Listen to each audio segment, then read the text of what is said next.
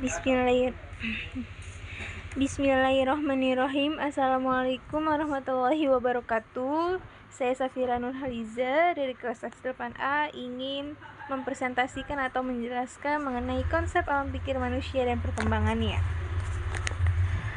Baik, di sini ada pembahasan yang akan disampaikan, yakni pengertian alam pikir manusia, perkembangan alam pikir manusia, tahap filsafat atau berbasis akal dan logika, ciri-ciri berpikir ilmiah, dampak sosial kebijakan pembangunan, serta hubungan alam pikir manusia dengan ilmu kealaman dasar. Baik, kita masuk ke materi mengenai pengertian alam pikir manusia.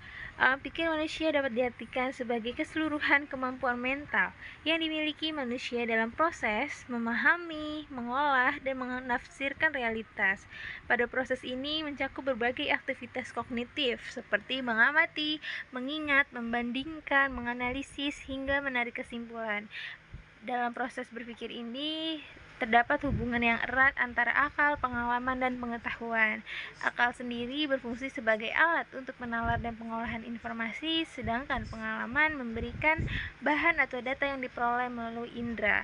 Lalu pengetahuan ini terbentuk dari hasil interaksi antara keduanya, antara akal dan pengalaman. Jadi, alam pikir manusia juga dipengaruhi oleh faktor lingkungan, budaya, dan pendidikan.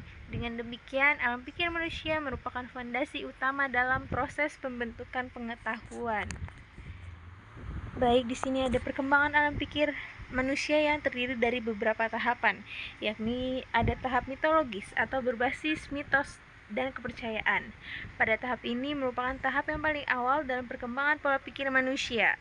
Memiliki ciri utama yakni dominannya kepercayaan terhadap hal-hal gaib, kurangnya penggunaan logika, serta penerimaan informasi secara langsung tanpa adanya proses kritis. Jadi, pada tahap mitologis ini memiliki contoh yang konkret dalam kehidupan sehari-hari, yaitu kepercayaan bahwa gerhana ini terjadi karena makhluk tertentu memakan matahari atau bulan, atau memiliki anggapan mengenai bencana alam merupakan bentuk hukuman dari kekuatan gaib. Lalu di sini ada tahap filsafat atau berbasis akal dan logika. Pada tahapan ini merupakan fase di mana manusia mulai menggunakan akal dan logikanya dalam memahami fenomena alam.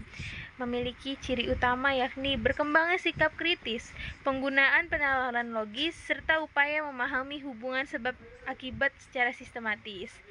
Pada tahapan ini memiliki contoh dalam kehidupan sehari-hari, ialah ketika seorang mulai mempertanyakan penyebab hujan dan mencoba menjelaskan bahwa hujan ini terjadi karena proses alam seperti penguapan dan kondensasi, bukan karena kekuatan gaib.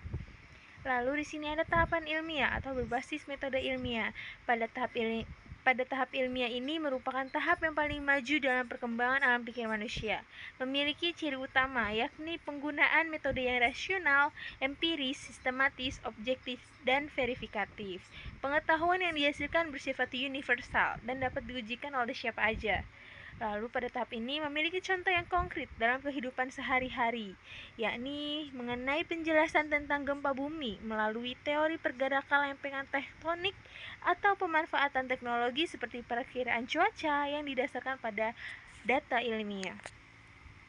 Lalu di sini ada ciri-ciri berpikir ilmiah yang terdiri dari beberapa ciri-ciri berpikir ilmiah, yakni ada rasional berdasarkan logika.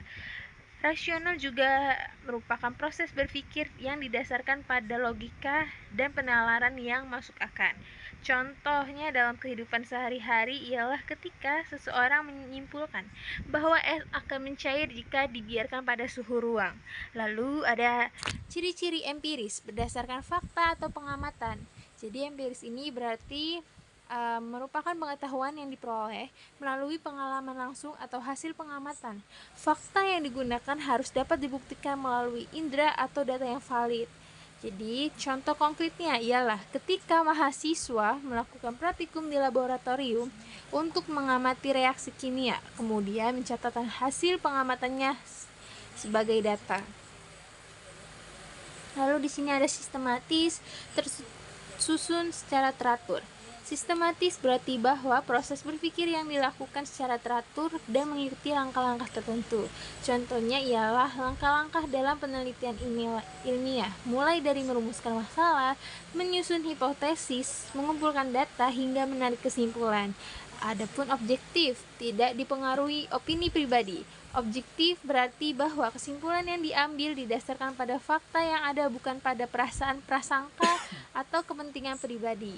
Contohnya dalam kehidupan sehari-hari ialah menilai hasil percobaan berdasarkan data yang diperoleh, bukan berdasarkan keinginan untuk mendapatkan hasil tertentu. Lalu ada verifikatif, dapat diuji kebenarannya.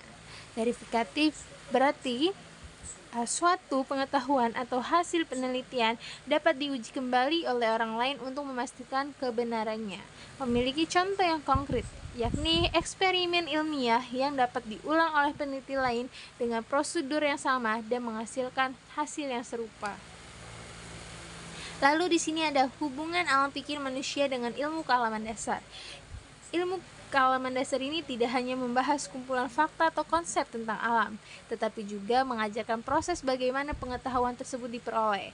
Ilmu kealaman dasar juga berperan dalam mendorong perkembangan pola pikir ilmiah yang meliputi rasional, empiris, dan sistematis. Dalam kehidupan sehari-hari, peran ilmu kealaman dasar sangat penting bagi mahasiswa, terutama dalam menghadapi berbagai informasi dan permasalahan yang kompleks. Perkembangan teknologi yang berkaitan dengan ilmu kealaman juga menunjukkan bagaimana ilmu kealaman dasar berkontribusi dalam kehidupan modern.